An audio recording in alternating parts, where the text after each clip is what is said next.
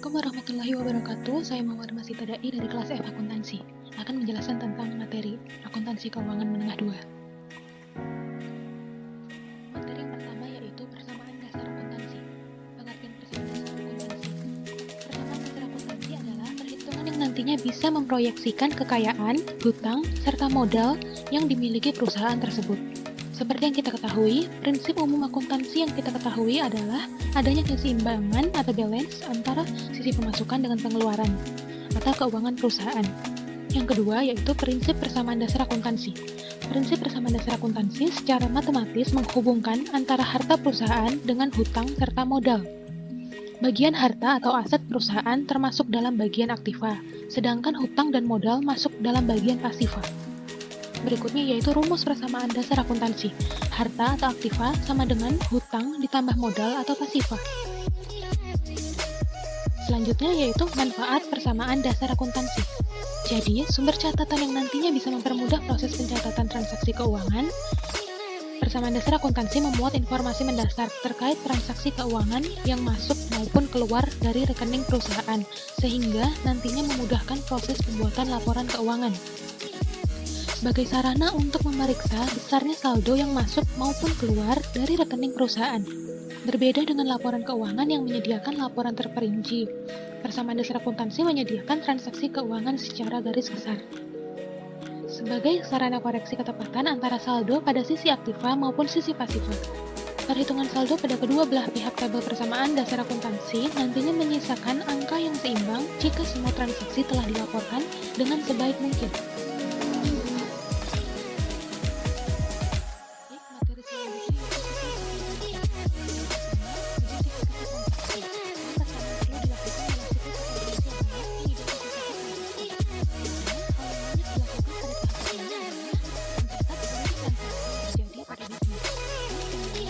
Penjualan. Yang kedua yaitu analisis transaksi. Dalam proses akuntansi double entry system, tahapan analisa adalah tahapan penting untuk memastikan kebenaran tentang suatu transaksi dan tentang pengaruhnya terhadap kondisi keuangan perusahaan. Yang ketiga yaitu pencatatan transaksi dalam jurnal. Tahap ini biasanya disebut dengan penjurnalan dan setiap transaksi dibagi ke dalam dua bagian, yaitu debit dan kredit. Penjurnalan dilakukan dengan berurutan dan teliti tanpa ada transaksi yang terlewatkan, sehingga pada masa akhir akan dapatkan jumlah debit dan kredit yang sama besarnya. Yang keempat yaitu posting dalam buku besar. Setelah penjurnalan, lalu data transaksi kemudian dipindahkan ke dalam buku besar. Buku besar dapat diartikan sebagai kumpulan rekening pembukuan yang berisikan informasi aktiva tertentu yang dicatat dalam satu periode. Tujuan tahapan ini adalah untuk memudahkan akuntan jika melakukan pengecekan ulang atau melihat referensi terkait dengan histori transaksi yang terjadi jika sudah tercatat dalam buku besar.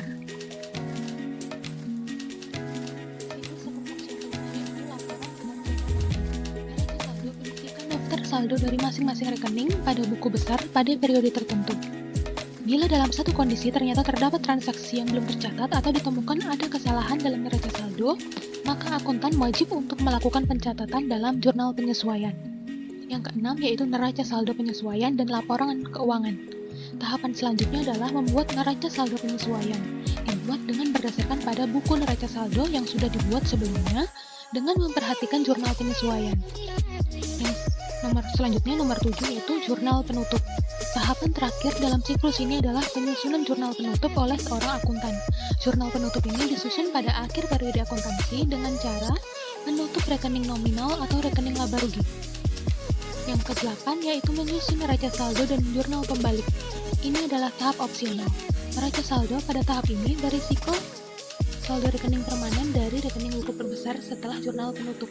Sementara jurnal pembalik dibuat agar proses pencatatan berupa transaksi tertentu pertama selalu berulang, bisa lebih sederhana. Itu laporan keuangan. Secara umum, laporan keuangan adalah laporan yang berisi pencatatan uang dan transaksi yang terjadi dalam bisnis, baik transaksi pembelian maupun penjualan, dan transaksi lainnya yang memiliki nilai ekonomi dan moneter. Biasanya laporan ini dibuat dalam periode tertentu. Penentuannya ditentukan oleh kebijakan perusahaan, apakah dibuat setiap bulan atau setiap 1 tahun sekali. Terkadang perusahaan juga menggunakan keduanya. Laporan keuangan dibuat untuk mengetahui kondisi finansial perusahaan secara keseluruhan, sehingga para stakeholder dan pengguna informasi akuntansi bisa melakukan evaluasi dan cara pencegahan dengan tepat dan cepat jika kondisi keuangan usaha mengalami masalah atau memerlukan perubahan. 5 jenis laporan keuangan utama. Yang pertama yaitu laporan laba rugi. Laporan laba rugi adalah laporan yang di dalamnya berisi data-data pemasukan dan pengeluaran perusahaan dalam kurun waktu tertentu. Yang kedua yaitu laporan arus kas. Laporan arus kas biasanya berisi data terkait arus keluar masuknya uang perusahaan dalam periode tertentu. Tujuan laporan ini untuk mengetahui perputaran keuangan selama periode akuntansi tertentu. Yang ketiga yaitu laporan perubahan modal.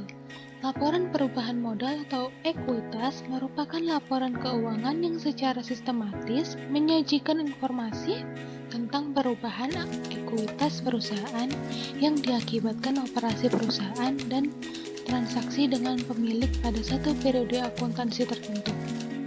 Yang keempat yaitu laporan neraca. Laporan neraca adalah suatu laporan keuangan yang di dalamnya terdapat beberapa informasi mengenai akun-akun aktiva serta hal-hal yang menjadi kewajiban perusahaan dalam satu periode. Yang kelima yaitu catatan atas laporan keuangan. Catatan atas laporan keuangan mengacu pada informasi tambahan yang membantu menjelaskan bagaimana perusahaan sampai pada angka laporan keuangannya.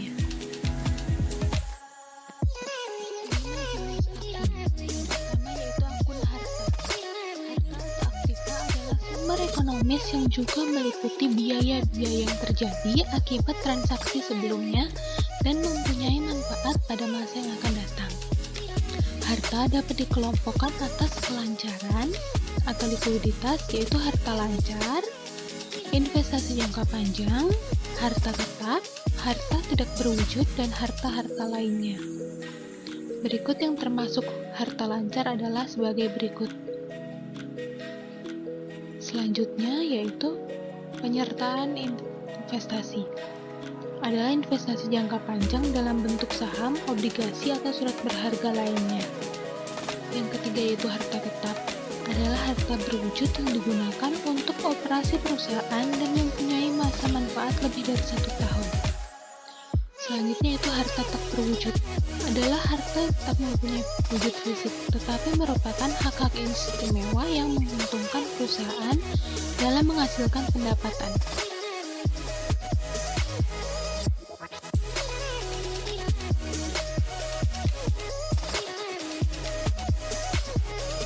Selanjutnya yaitu akun kewajiban atau liabilitas.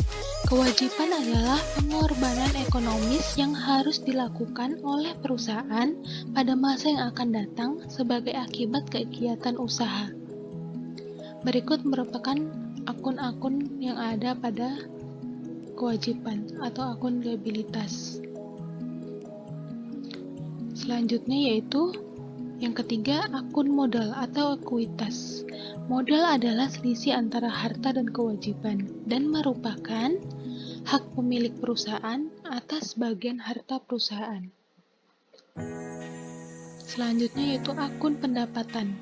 Pendapatan adalah hasil atau penghasilan yang diperoleh oleh perusahaan.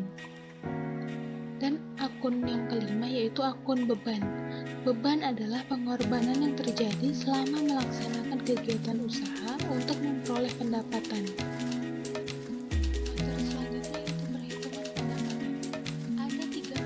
Bisa digunakan untuk mengetahui jumlah atau nilai dari pendapatan nasional, yaitu yang pertama, pendekatan nasional. Rumusnya sama dengan ini. Bisa dilihat. Pendekatan ini menekankan pada kegiatan menciptakan nilai tambah atau value added. Selanjutnya yaitu pendekatan pendapatan. Pendekatan kedua yang digunakan untuk menghitung pendapatan nasional adalah pendekatan pendapatan.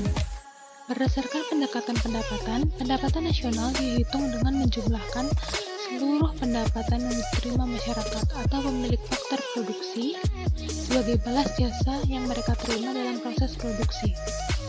Berikut rumusnya.